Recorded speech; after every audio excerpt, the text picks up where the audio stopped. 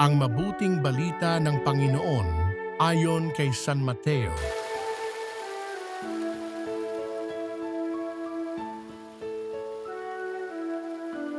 Noong panahong iyon, nabalitaan ni Jesus na ibinilanggo si Juan, kaya't bumalik siya sa Galilea.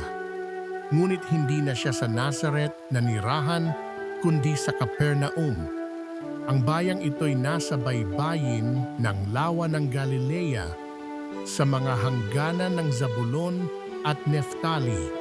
Sa gayo'y natupad ang sinabi ni Propeta Isaias, ang lupain ng Zabulon at lupain ng Neftali, daanan sa gawing dagat sa ibayo ng Jordan, Galilea ng mga hentil.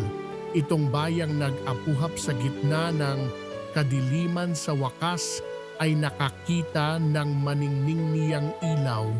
Liwanag na taglay nito'y siya ngayong tumalanglaw sa lahat ng nalugami sa lilim ng kamatayan.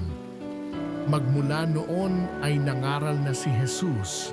Ang sabi niya, pagsisihan ninyo't talikdan ang inyong mga kasalanan sapagkat malapit ng maghari ang Diyos. Nilibot ni Jesus ang buong Galilea. Nagtuturo sa mga sinagoga at ipinangangaral ang mabuting balita tungkol sa paghahari ng Diyos. Pinagaling din niya ang mga tao sa kanilang mga sakit at karamdaman.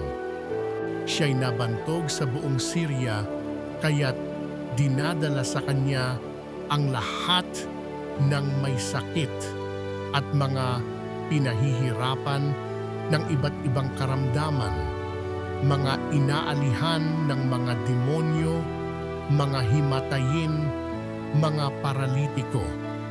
Silang lahat ay kanyang pinagaling at sinundan siya ng napakaraming tao buhat sa Galilea, Decapolis, Jerusalem, Judea, at maging sa ibayo ng Jordan.